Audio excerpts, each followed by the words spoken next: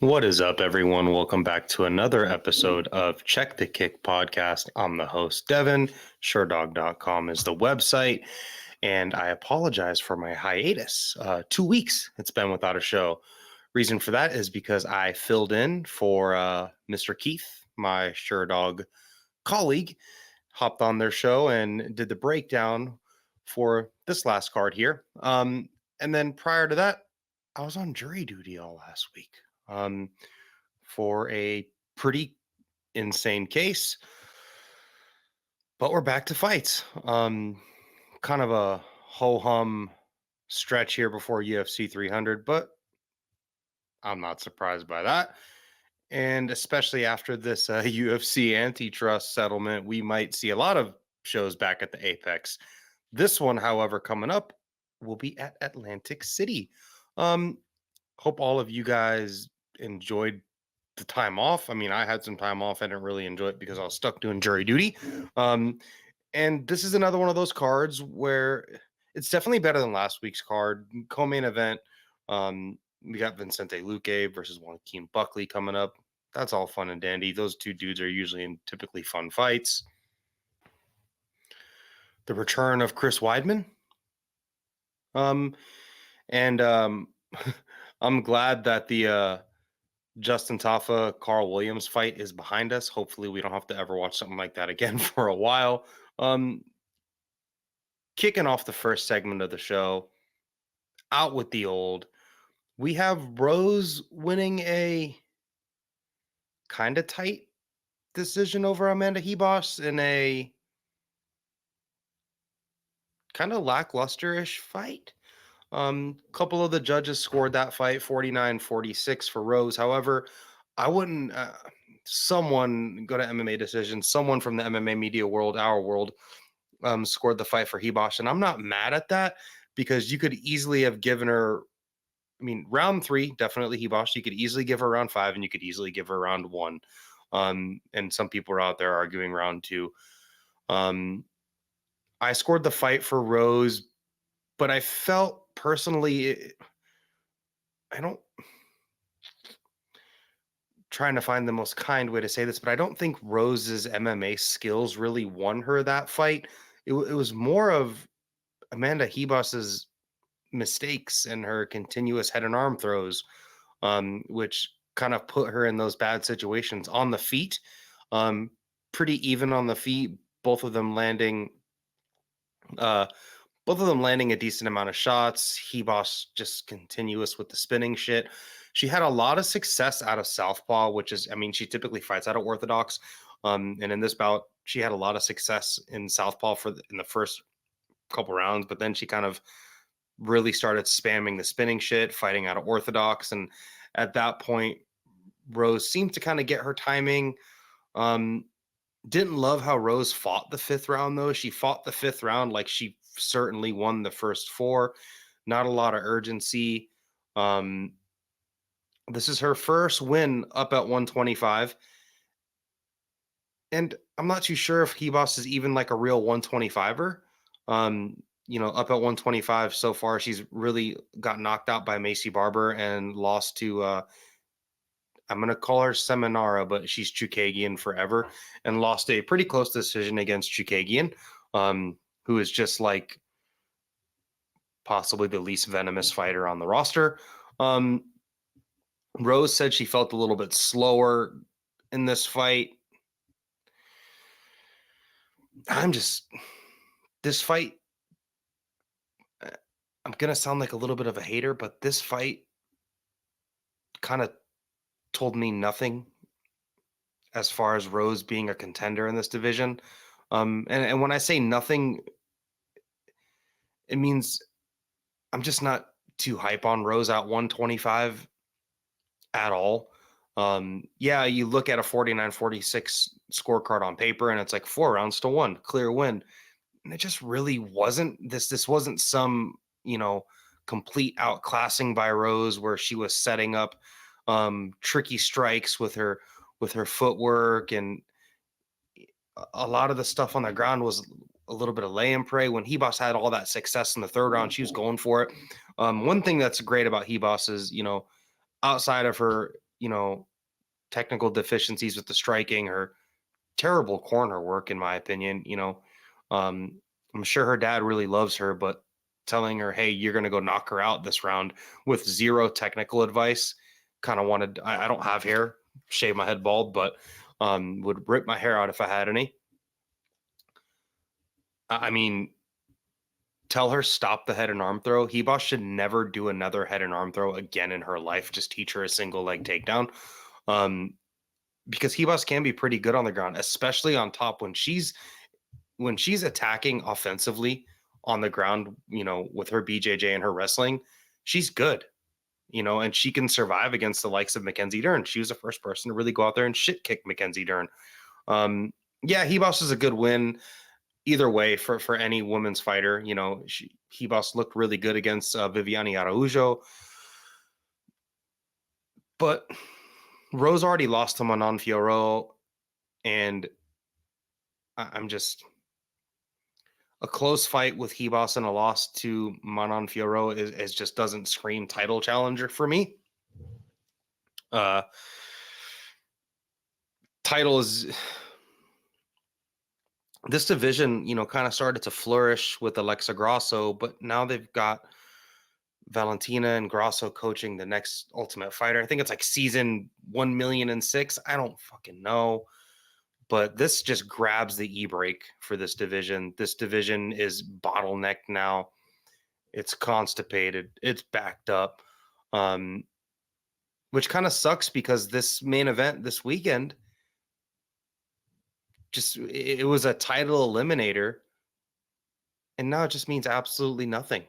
And what I mean by absolutely nothing is the winner of this weekend's main event between Fiorot and Blanchfield, it's going to have to take another fight, because who knows?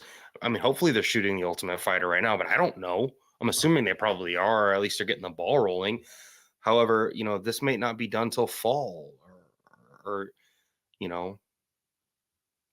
women's flyweight title might not get fought for until like November, and it's March 25th. I'm recording this on March 25th. Rose has got good footwork. She's a pretty crafty puncher. When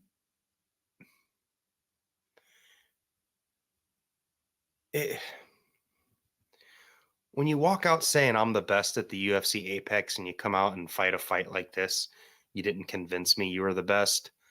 I just don't know what to do with Rose next. Ribas can go. She flip-flops between divisions. She's just cemented herself as just kind of like a woman's fun action fighter. Someone that can kind of hang around the top 15 of 115 or 125. She ain't fighting for a title. It was Ribas's first main event. She had cardio for all 5 rounds, so that was a good sign. And she seemed to be the fresher fighter, still pushing the action in the 5th round.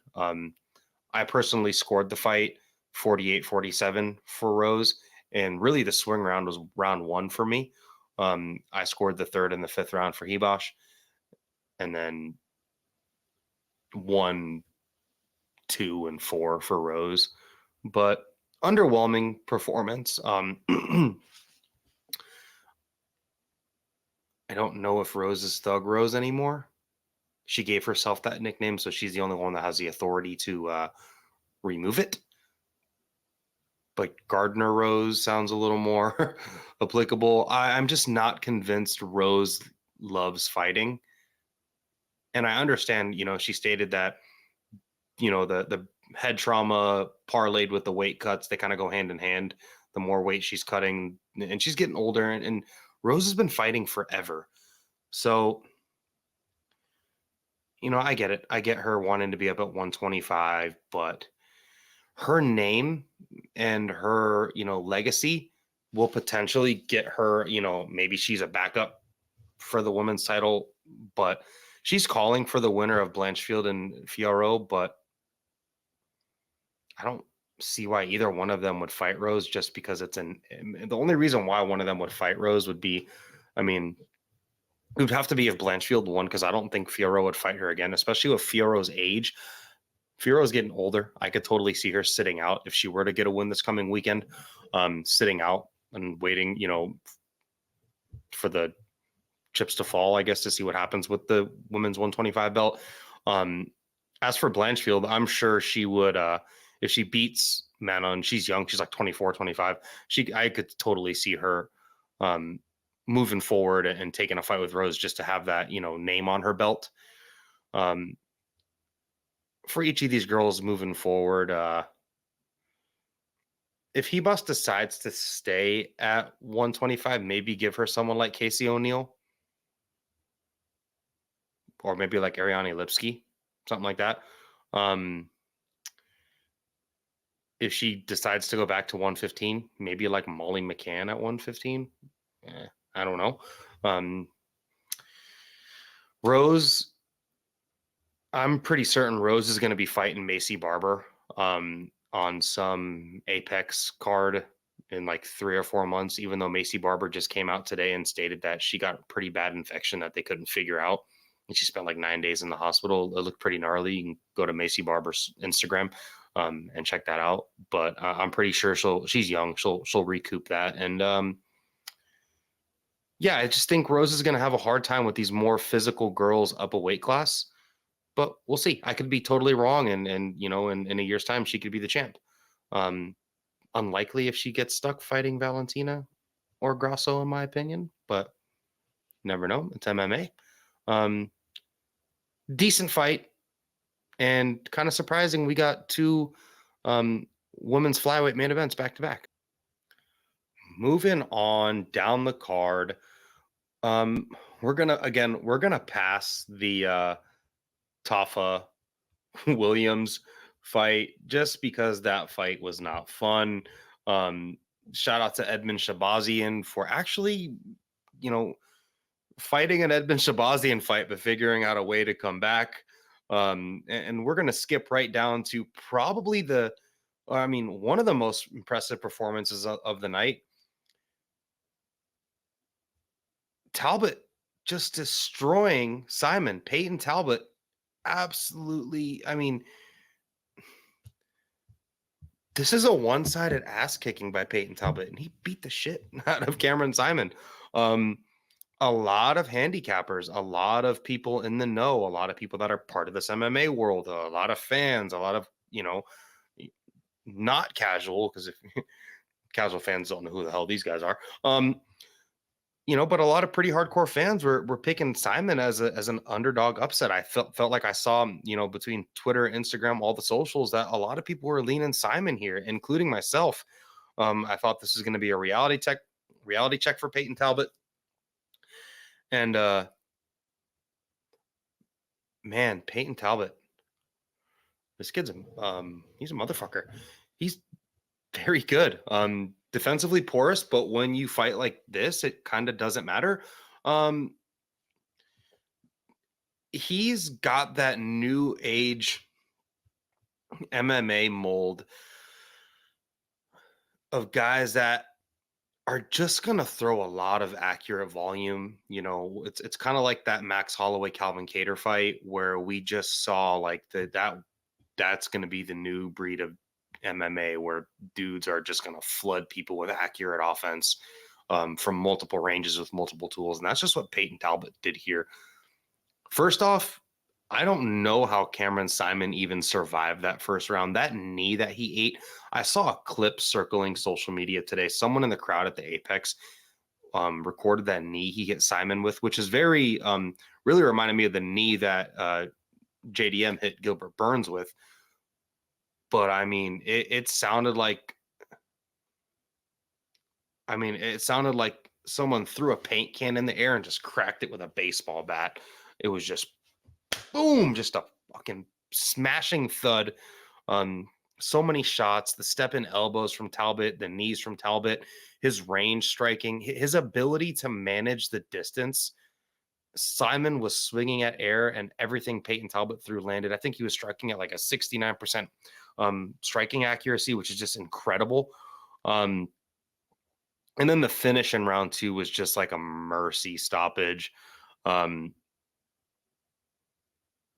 Saaiman got his ass whipped, and he's fought some pretty decent dudes. Christian Rodriguez in his last time out, he kind of went tit for tat in a decision loss for Christian Rodriguez, and we know how good Christian Rodriguez is.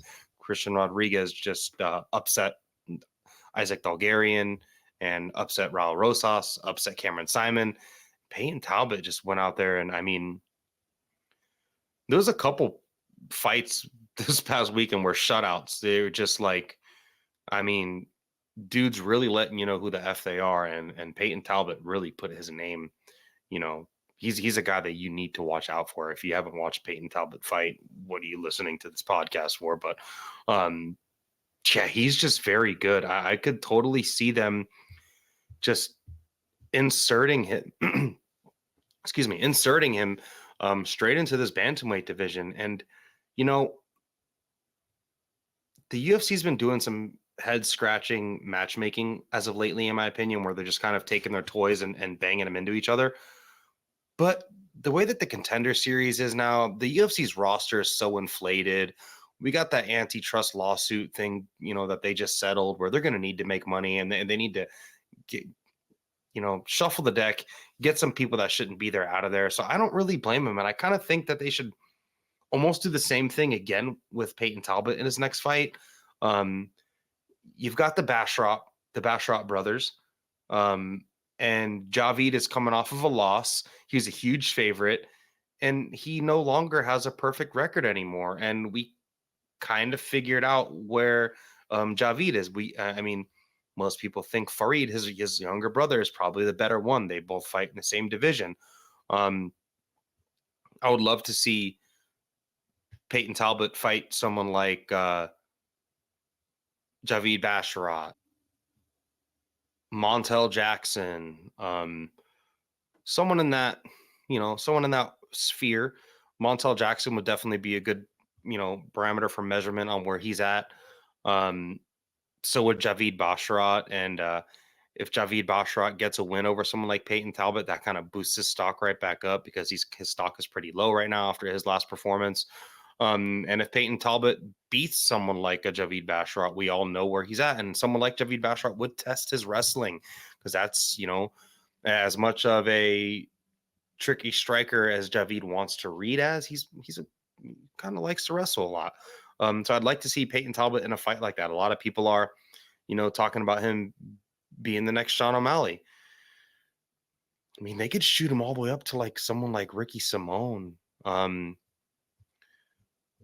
I could totally see them doing that, but probably not. I say pump the brakes on this kid. I would say slow roll him like they did Sean O'Malley. Give him the Chris Moutinhos of the world until they randomly step him up. Please don't make this kid fight Petrion or like Song Yadong in his next fight. I think that'd be foolish. But I think Montel Jackson or Javid Bashar or like Damon Blackshear, someone like that. Too bad Brian Kelleher is not fighting anymore, because I think that'd make a lot of sense too. Yeah, great performance by Payton Talbott. This kid is someone to watch. Last fight, we're going to talk about a lot of good fights on this card again. Great performances, and we'll wrap them up, and we'll talk about the biggest thing on the card in the middle segment of the show. But we have Youssef Zalal stepping in on short notice to fight Billy Q in what most seemed like would be a terrible matchup for him. However, this kid might have had the best fucking performance on the card. Youssef Zalal is back. This kid was on a 3-fight losing streak before he got booted from the UFC, and one of those dudes he lost to was the current champion. A lot of people in his camp said Youssef Zalal went to the regional scene, got a couple dubs, and he's a different animal. Maybe USADA's gone and he's a different animal. I don't know. But whatever's in his Wheaties, I mean, this kid looked fucking perfect. I mean, this is the perfect game plan. If you're not Edson Barbosa and you're not going to crush Billy Q with the jump knee, Billy Q is a dude that's extremely durable. He's a big-time pace fighter, not the best wrestler. He's a black belt in BJJ, but he is just going to drown you. He is the definition of take you to deep waters. Get rolling, and it's literally the snowball effect. As he's going downhill, that snowball is just getting bigger and bigger and bigger, and before you know it, you're drowning. what Youssef Zalal did was just never let him get going. Leg kicked him to bits, jabbed him to bits. The wrestling, the back takes, almost finishing him in the first round, then being able to finish him in the second round. His striking looked perfect. Billy Q is one of those dudes where, you know, he's like a wedge where if he just gets that door open a little bit, he's just going to continue chipping away until the door is swung wide open until he can kick it down. But if you never let him start that original, never let him get going, there's just nothing behind it. And, there was some chatter that Billy Q might have been injured going into this. But man, Youssef Zalal looks real good. He just fought the perfect fight here. I was blown away, to be honest. That's why I'm talking about him. There were other performances on this card that were, great, that deserve to be talked about. But I had to make a spot for Youssef Zalal, especially, short notice on his return. I hope he's got a 3-fight deal. And you'd imagine that after that 3-fight deal is over, they'll re-sign him if the next 2 performances look like this. It's too bad Edson Barbosa just got matched up. I know Nate Landwehr is fighting this weekend. Maybe he can fight Nate Landwehr kind of regardless of the outcome of that fight. I think that'd be really cool for Youssef Zalal. But man, he just looks so good. The Moroccan Devil, like I said, he came out like an animal, and he really did.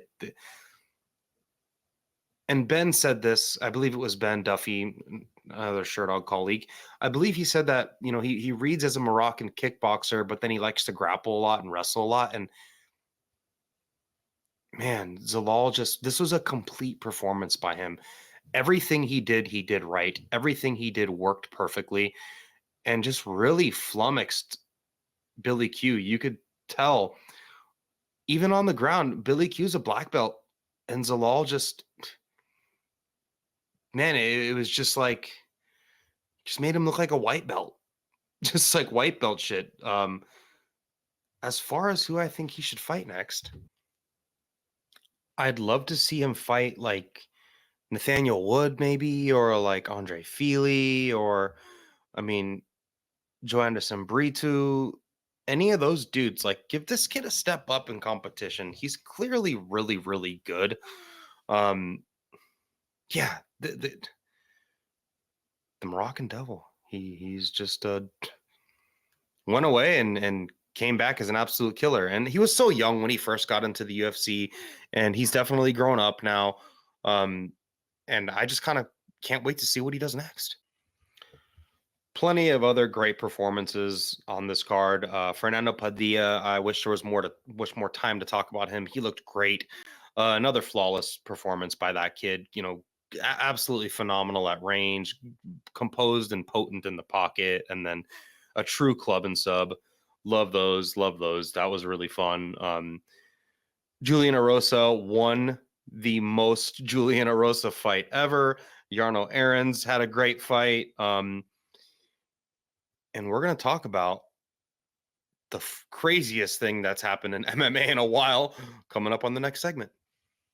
Moving on to the second middle segment of the show. What's hot? Couple things to talk about, but we're going to talk about fight bonuses. And the reason why we're going to talk about fight bonuses is because we're going to talk about probably the most interesting fight night bonus, or should I say bite night bonus? Bonus of the night. Andre Lima moves on to 8-0. He wins over Igor da Silva via DQ. And the reason why Igor was DQ'd was because of a fucking bite. Igor's got that dog in him, apparently. Both of these kids are undefeated, young, in their 20s. I think Igor was only 20. Both of them fighting Brazilian fighters, same, regional Brazilian scene as well. And this is a close fight. Andre Lima did have some fence grabs here and there, but that's not Igor's, Igor doesn't get to call those. That's up to Chris Tagnoni. And this is the second fight of the night. And they get into this weird kind of, Igor kind of takes the back, has a clinch, and then Andre Lima kind of screams, "Ow, he bit me." And Chris Tagnoni stops it, and they go to the desk. Fitzgerald is like, "Well, why aren't they just giving him a hard warning?" And then they go and review the tape. And once they review the tape, Paul Felder's like, "Oh, hell no, this is it. Get this guy out of here." And you could see, like, right on the inside of his arm, like a very clear, like a clear bite, um, which is incredible with the mouthpiece as well. But like Igor bit the shit. he bit the shit out of Lima, like real bad. So Dana, gets him in the back, and he's like, "Hey man, you're gonna get a bite of the night bonus. You get a bonus for getting effing bit." So what does Lima do? They're in Vegas, close to the strip. Lima finds a tattoo parlor. The UFC books him a car. They go to the tattoo parlor for $300. He gets what almost looks like some sort of like Lord of the Rings like logo thing around the bite mark. He gets the bite mark tattooed on him. Then he gets like "I got fucking bit" around the outside, like in cursive. So Dana sees it, reposts it, and he's like, "I was gonna give this kid 25K. I'm gonna give him 50 because this is awesome." First off, I think the human mouth is like one of the dirtiest mouths on the planet. I think like the only one dirtier is a Komodo dragon. So hopefully he scrubbed it down, and they got a good picture. They got a good picture of it, and he got some 99% ISO and got some rubbing alcohol on there and got it cleaned up because he's gonna need like a rabies shot or something. And what a way to churn a close fight DQ into a straight up win. He got his win money, got his show money because he wins via DQ, and then he got $50,000 there. He's a young kid. He's probably fighting for 12 and 12. So he just turned 12 and 12 into, 75K. Sounds good to me. Didn't take a ton of damage besides his arm, and he's probably going to get turned around pretty fast. And being a young kid like this is, how you become B. Joe Pyfer. You do something like this to get yourself put on Dana's radar, and now whenever you need something, "Hey Dana, I'm the kid that got bit." As far as Igor, he's fucked. Immediately cut from the UFC, Paul Daly shit. I've never seen I've been watching MMA. I remember being a kid watching WEC in my bedroom after the Man Show or before the Man Show on Spike TV. It was like 2004. I've been watching MMA for 20 years. 2004, 2005 is when I started watching MMA. And I remember watching WEC as a kid, and I don't ever recall anyone getting bit like this. I guess Ronda Rousey and Liz Carmouche but that was more of a choke. I guess in the Ultimate Fighter, there was someone that was getting bit as well, but they ended up getting submitted. This was just like a full on, and there was no reason for it either. Like it was a close fight. Maybe Igor was getting annoyed with the consistent fence grabs, but Igor's cut from the UFC. Dude got his walking papers on spot. Paul Daly shit. Dana said, "We're done. No more of this shit. We don't do this in the UFC. We do a lot of bad stuff. We don't do biting." And then Dana said, "This kid's also going to be in trouble with NSEC, the Nevada State Athletic Commission." Well, sure shit came out today. We're Monday, March 25th. The Nevada State Athletic Commission is withholding Igor's whole entire fight purse, which is probably only 12 grand. But Dana's probably like, "Hey, you're no longer a UFC fighter, so I don't know how you're getting home either, buddy. Who knows how this kid's getting back to Brazil?" Hopefully he had a round trip ticket when the fight was booked, because I don't know how him and his team are getting home. He's got no money and no ride home and no job. Yeah, he got fucked. Well, he fucked himself. It's on him. Don't bite people. Cutman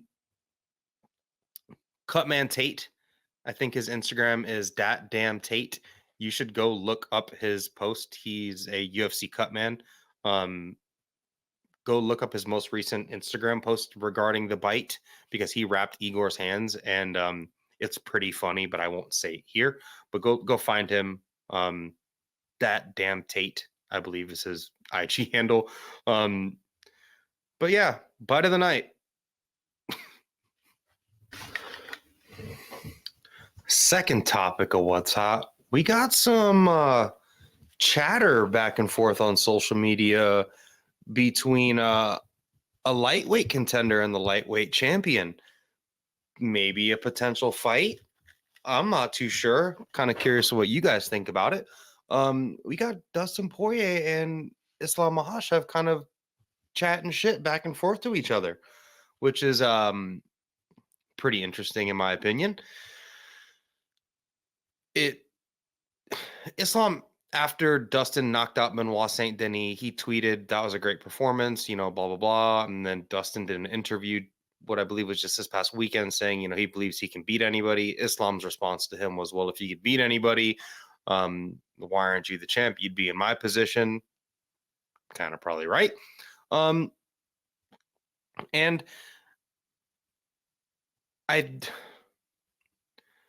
Justin Gaethje should be fighting for the UFC lightweight title. However, in hasty fashion, which probably came with a fat ass bag of money, decided to defend his BMF title against Max Holloway, moving up in the coolest but most meaningless fight that I can remember. But it's an awesome fight. I mean, the fight's not meaningless just because it should be fucking awesome. But as with title implications, Justin Gaethje's getting older, man, and it's a big risk fighting someone like Max Holloway, moving up a division in a fight that kind of, it would have, I mean, beating Max Holloway doesn't mean nothing, but in the title picture at 155, it kind of does. And here you have Islam Makhachev, the current champion, who's been kind of just dominating everybody, and he has a very dominant win over Charles Oliveira, who's also fighting on UFC 300, and he's got a clean win over Arman Tsarukyan, who's fighting Charles Oliveira at UFC 300. That fight there alone was sold to us as a title contender fight. However, I need to fix my headphones.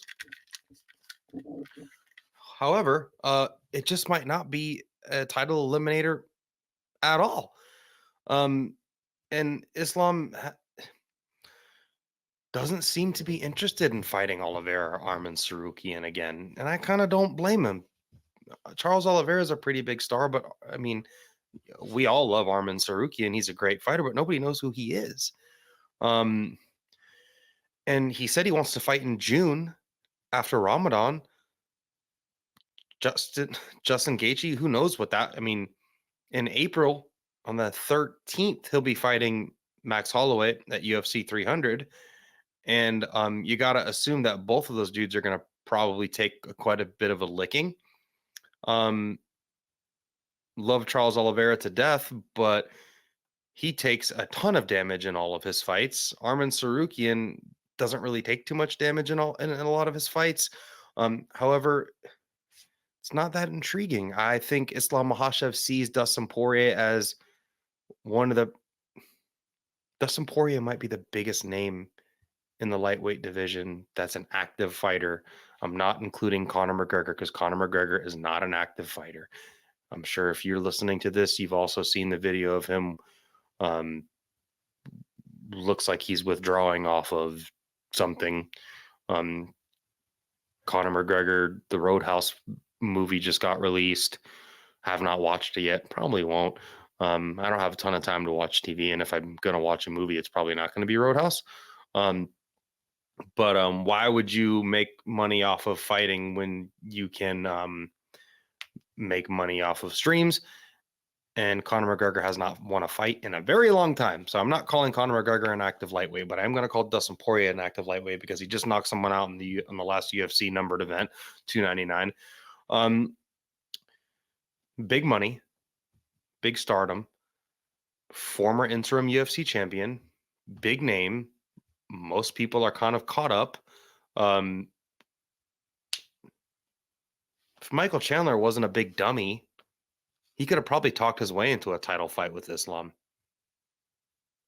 But yeah, he's poor Michael Chandler has been really drug along by Conor McGregor, because that fight's just, I mean, it's going to be Michael Chandler's retirement fight if the fight happens. And there's talks that Conor has said it's going to happen, but I mean, yeah, I find it just as likely as John Jones fighting again. That much percent sure. So I think we may get Dustin Poirier versus Islam Makhachev. At that point, he'll be 35. He'll be facing all the odds, and he'll probably lose. But it's Dustin Poirier. He always makes for a fun fight. Islam's willingness to strike with people, does leave the door open for someone like Dustin, because Dustin can knock out any 155 on the planet. He is dangerous striking with anybody.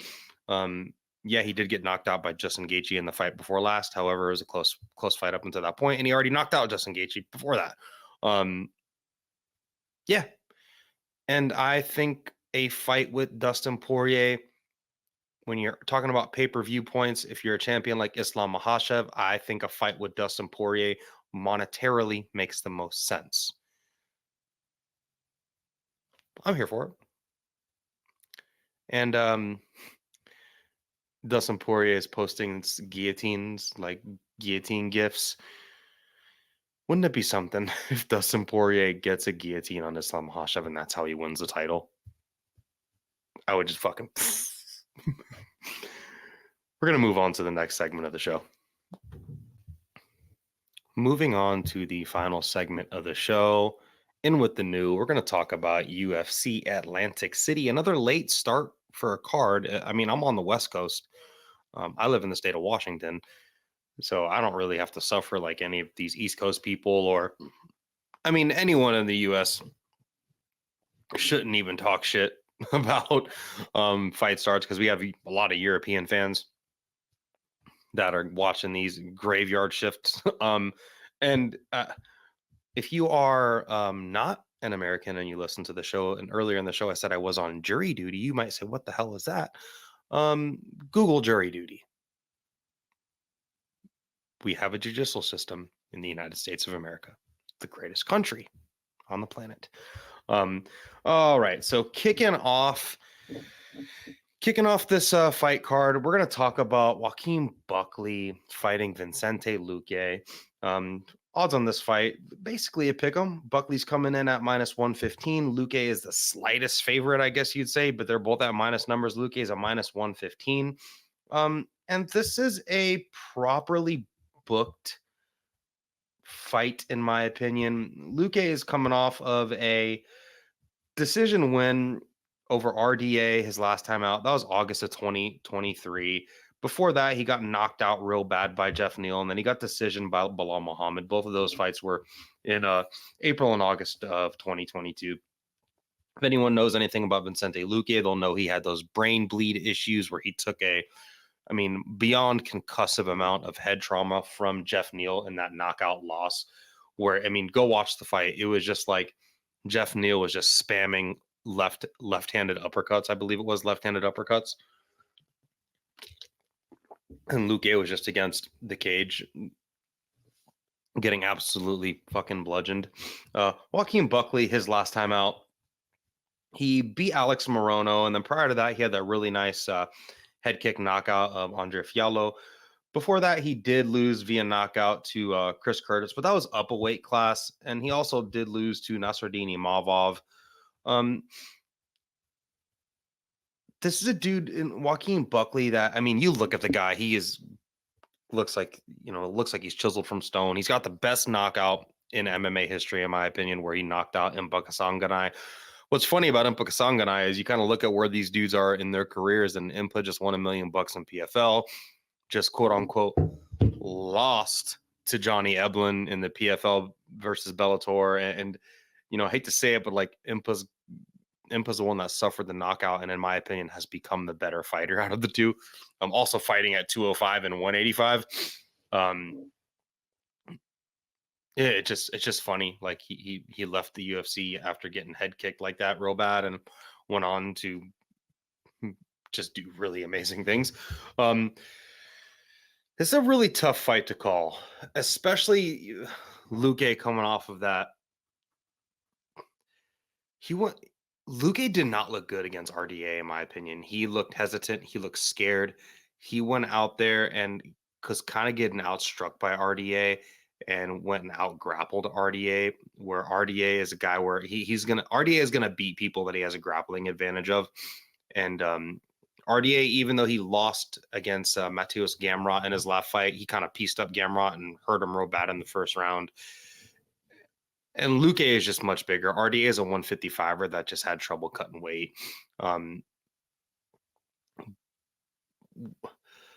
The old Vicente Luque, where he was like Bravo choking everyone, you know, he's just had so many wars, man. You look at what Jeff Neal did to him. You look at what Wonder Boy did to him. He's had a lot of fights where he's just got his butt beat, where he's taken a lot of damage. I actually thought he lost the Mike Perry fight. If it wasn't for the nose injury, Perry would have definitely won that. But he's fought a lot of dudes, and Luque is a guy that just pillars. He likes to fight behind a high guard and kind of move his head back and forth a little bit, but he doesn't have great defense at all. And he's pretty slow footed. Definitely heavy puncher in the pocket, and he's a club and sub guy. He's got a very crafty Bravo choke. Like if you get you hurt and you start shooting for the legs, he's going to slap on an Anaconda or a Bravo or a Darce, and that's his thing. I just don't know where he's at right now. I don't think he should be fighting anymore. When you have a brain bleed like that, and especially the way he looked hesitant. He was never a hesitant striker. He was always a fearless striker. Joaquin Buckley, just again, a guy that's chisels out of stone, dynamic striking. He hits hard. He's also a dude that's a little bit defensively porous. Look at the Kevin Holland fight, even though he took that on short notice. It's a fight that he said he wants back, and with the win here, I could totally see him fighting Kevin Holland again. Big power, though. Great dexterity, good kicks, good boxing, just big power. And in a fight like this, I think Luque may try to rely on his wrestling. I think he may try to out wrestle Joaquin Buckley, because I don't think he'll want to strike with Buckley, even though he may be at one point, Luque might have been the better striker. But, in March of 2024, I'm not sure Luque is a better striker than Joaquin Buckley. I just don't like watching Luque fight. I'm kind of happy he didn't get stuck fighting Ian Gary, even though I'm not the biggest Ian Gary fan. I mean, I credit where credit's due. I think Ian Gary would have probably hurt him.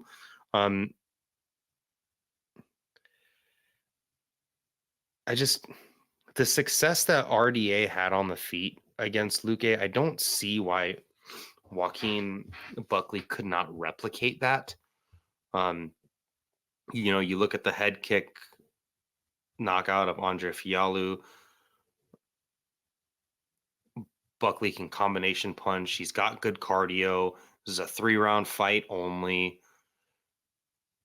Give me Buckley to win 2 of the 3 rounds based on damage, and I would not be surprised if he drops and hurts Luque here somewhere. Luque's been in way too many wars. You can go to Sherdog.com and look at his record and just start spewing off names. The dude's fought everybody. But I think Joaquin, I think we know what we have with both of these guys, but I just think Joaquin is, still maybe climbing the mountain or reaching the top of the mountain. And I think Luque has been on his way down off that mountain. And we're, like the escalator where they're both meeting. It just gives me a weird feeling watching Luque fight after knowing about the brain bleed stuff and how he looked against RDA. Give me Buckley win by decision in a fight where he kind of just does more damage. Speaking of damage, we got another fight that we're going to talk about. Chris Weidman versus Bruno Silva. Man, odds on this fight, you can clearly tell I don't like it. Odds on this fight, Bruno Silva is a pretty heavy favorite, minus 285.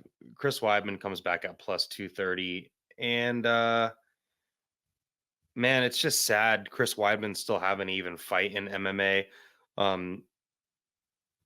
coming off a pretty bad loss against Brad Tavares, where he got absolutely fucking destroyed with leg kicks. I don't even know how Brad Tavares didn't finish this fight. The TKO leg injury against Uriah Hall was just sickening from him, kind of crazy with the Anderson Silva thing. Prior to that, he came back off of a year hiatus when he got knocked out by Jacare, and then he got knocked out by Dom Reyes in a fight that he probably should have never taken. That was up at 205. Then he came back and fought Omari Akhmedov. Omari Akhmedov went to the PFL and kind of did meh, but it's Omari Akhmedov. He's not that good. But Chris Weidman, he was just, the dude was undefeated until he got knocked out by Luke Rockhold. And then ever since then, I mean, all of his losses, when Chris Weidman loses a fight, it's a bad loss. And they're trying to give him some. First off, I don't really understand this matchup. And Bruno Silva himself is just the most middleweight, weird fucking fighter that there is. Like when he entered the UFC, he is a Brazilian dude, just murking dudes at M1 Global. And then he came to the UFC and he, knocked out Wellington Turman, knocked out Andrew Sanchez, knocked out Jordan Wright. And then he gets stuck fighting Alex Pereira. And he didn't get finished by Alex Pereira. He got wobbled, but he kind of fought tough with Alex Pereira. But then he looked like fucking shit against Gerald Meerschaert. Then he knocked out Brad Tavares. And then he lost to Brendan Allen via rear naked choke in round 1. Brendan Allen's doing pretty good right now. And then his last time out, October 21st of 23, he lost against Shara Bullet, where he did have some success there. In this fight, I can totally see why Bruno's the favorite here. And something I think we need to take into consideration is the fact that USADA is no longer a thing. So we may see Bruno Silva. His body has transformed. I mean, it's gone up and down. He's a lot bigger. He looks slimmer, and now he looks bigger, a little bit bigger again. I'm curious to see what he looks like now that USADA is not a thing. I'm saying USADA is not a thing, and look what just happened to Walt Harris. The dude had, like, it was like July or something like that. By the way, Walt Harris is suspended from the UFC for 4 fucking years. He failed for a bunch of performance-enhancing PEDs, testosterone shit. And then they retested him in August to see where he was at, and he got popped for more shit. They should call him Walt Big Baby Harris. If you don't know anything about Big Baby Miller from boxing, he is a dude that just has got a witch's brew of PEDs in him, and he can't even fight anywhere. The dude has to take fights in a Russian bar because no athletic commission will let him fight, even though he just fought and lost. Back to this fight, Bruno Silva, non-USADA Bruno Silva. He could just replicate the Brad Tavares game plan. You're going to assume that Chris Weidman's going to probably come out here and wrestle. And it's pretty sad. Chris Weidman, posted on his social media with the picture of him versus Bruno Silva. And he's like, X amount of days till my next win in the UFC. And you just feel for the guy. This dude was on top of the world, beat Anderson Silva twice in a row. And now he's fighting on the undercard of a women's flyweight title fight. And the only reason why he's even on this card is because it's in Atlantic City and he's a New York guy, so it's pretty close to home. Crowd should be in his favor, but I'm not in his favor. I think he's going to get knocked out. Give me Bruno Silva, round 1 knockout. I think Bruno Silva with no USADA may look a little bit different. Bruno Silva is a very heavy-handed puncher. He can leg kick as well. I think he's going to probably... Chris Weidman just looks so bad against Brad Tavares. I just don't see why Bruno Silva does not replicate the same game plan, kick his legs to bits for 2.5 minutes straight, and then let his hands go and knock him out. Bruno Silva, round 1 knockout. That's my pick. Moving on to the main event. Main event of UFC Atlantic City. Did I say UFC twice in a row? Whatever. I'm not going to recorrect this with the timestamps. UFC Atlantic City, Blanchfield versus Fiorot. Odds on this fight. Erin Blanchfield is a kind of heavy favorite now. She's coming in at minus 198. Manon is a plus 165 underdog. Manon Fiorot, the longest torso in MMA with the shortest reach. You can go to Sherdog.com and check out her picture. Her frame, her torso does just not, she has such a short reach for someone with such a long torso. I always find it pretty interesting. But she's coming off of a ton of good wins. 10 of them in a row to be exact. And a lot of them don't really mean anything, but a lot of them do. The knockout against Tabitha Ricci was Tabitha Ricci. That was back in 2021. That was her second fight in the UFC where she knocked out Ricci. The second Manon kind of moved up in competition, though, is when those finishes went away. The head kick knockout of Victoria Leonardo was awesome. The knockout of Tabitha Ricci. Tabitha Ricci is a tiny, tiny fighter, and she took that fight on short notice up a division. But she does have wins over Mayra Bueno Silva. Good win. Mayra Bueno Silva just had a terrible fight for the women's bantamweight title. Beat Jennifer Maia, who is actually, I don't think, any longer with the UFC, and then has a win over Caitlin Chukagian. That was in 2022. And only fought once last year, which is a little bit surprising for someone her age because she is 34. She beat Rose Namajunas her last time out in September of 2023 via unanimous decision. Rose broke her finger in the first round of that fight, and yeah, clean win over Rose. Rose had some moments, but cleanly beat her. Erin Blanchfield, on the other hand, we got cold-blooded here. She's 24.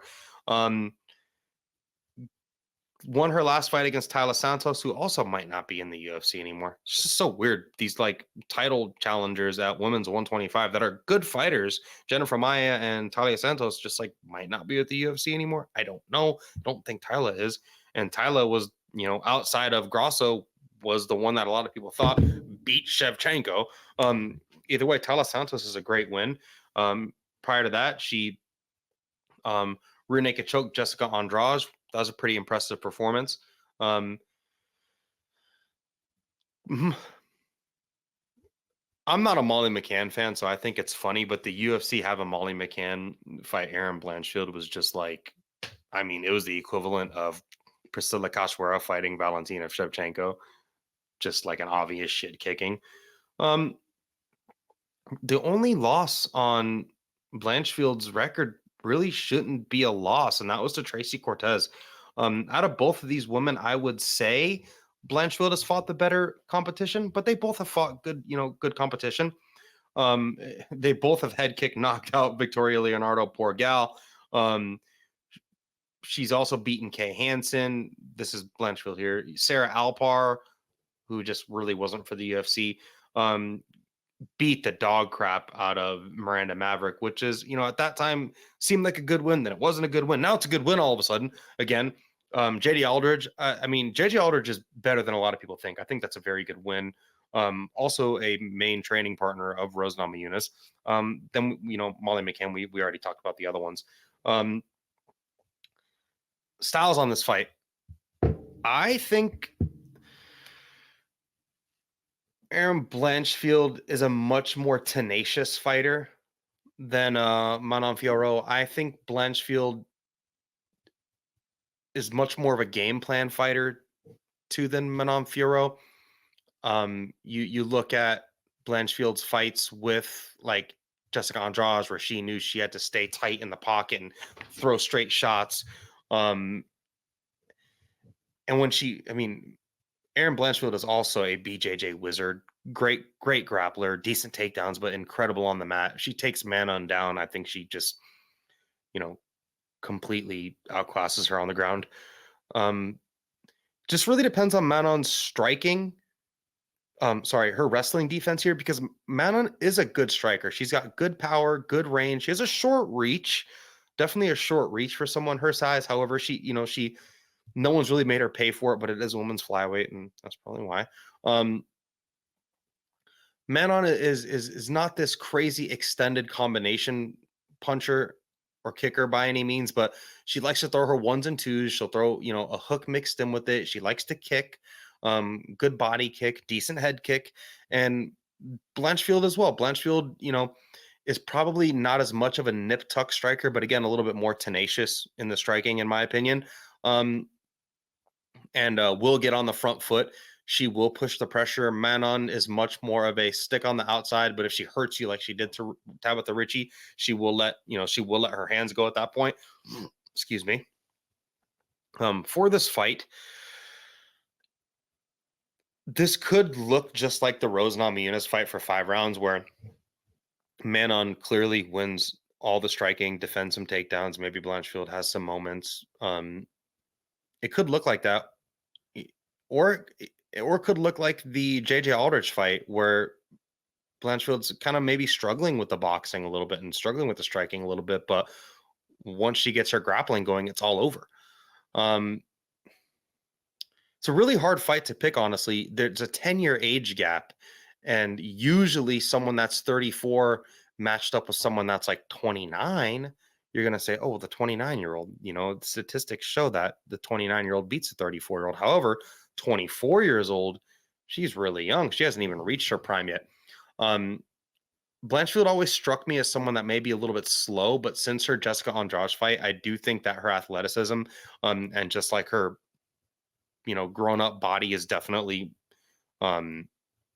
showing, I guess you could say, where she seems to be a little bit faster. She has a little bit more pop on her punches, and she seems just a little bit more, whippy and snappy with her strikes, and just all around faster. Like her feet seem faster. Also, too, I do think that, being 24 and training all the time, you can learn a lot more and you can get a lot better. Manon is definitely probably a finished product, where if she does beat Blanchfield and end up fighting for a title, that's probably it for her. However, Blanchfield, even if she loses this fight, she may go on like a 8-fight or 5-fight win streak or something crazy, and then end up back in another title fight when she's 27. However, I think Erin Blanchfield's probably like one of the best 3 women's MMA fighters in the UFC right now, and potentially on the planet. Like, I could totally see her, if she were to move up to 135, I don't see why she wouldn't beat someone like Juliana Pena or Raquel Pennington or Mayra Bueno Silva, because I think Blanchfield's that good. I think she's the one that's improving. I haven't seen Manon Fiorot really improve. She's just been kind of fighting the same, which is at a very high level. But I think Blanchfield's got really nice clean jab. She's durable. I think she's gonna stick Manon with a jab, try to walk her into the cage, try to get some chain wrestling going, get some grappling going. I think Manon may be the stronger one in the clinch. However, I think on the ground, Blanchfield definitely does have, the edge there. I think she's a little bit better there. And I just think Blanchfield is a much meaner fighter. Cold-blooded is her nickname, and she represents that well. Give me Blanchfield to actually put Manon Fiorot on the back foot, stick a jab in her face, throw clean 1s and 2s down the pike, put her on her heels, put her against the cage, turn this into just a pressure striking wrestling match, where I think that's where she's going to have her most success. She cannot let Manon Fiorot strike and use her footwork. Manon's definitely probably got the better footwork, and Manon will sit there and poke you with shots and circle around the cage back and forth over and over again. But I think Blanchfield's going to know that's coming. She's going to walk her down, stick a jab in her face, push her against the cage, and just rinse and repeat. Pressure with the striking, mix in the grappling, pressure with the striking, mix in the grappling. Give me Erin Blanchfield to win a 5-round decision here, or maybe get some sort of late submission. But more likely 5-round decision, Erin Blanchfield. She's from Atlantic City. Crowd's going to go wild. She's going to call for a title fight and probably end up fighting the winner of Rose versus Macy Barber. Or maybe she's young enough to hold out for a title shot and just work and improve. Maybe she'll be the backup fighter when Valentina and Grasso most definitely fight at the Sphere. Maybe we'll have her there as the backup fighter, which definitely usually guarantees them a title fight. And we just hit 1 hour. That's the show, guys. I, again, apologize for the 2-week hiatus. I recorded a show with Ben, so I skipped my show, and then I was on freaking jury duty all week last week, so I had no energy to record a show, to be quite frank. But I'm happy you guys are back. Check the kick. There's my handle. That's the sign. Sherdog.com is the website. Enjoy the fights.